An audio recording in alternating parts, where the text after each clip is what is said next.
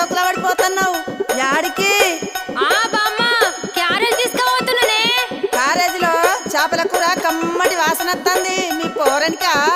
ఏ నువ్వు ఊకో బామ్మ, పోరడంట పోరడు. మా అన్నకు తీసుకుపోతున్నా. అదేందే మీ అన్నకు మీ వదిన తీసుకుపోతుంది కదా?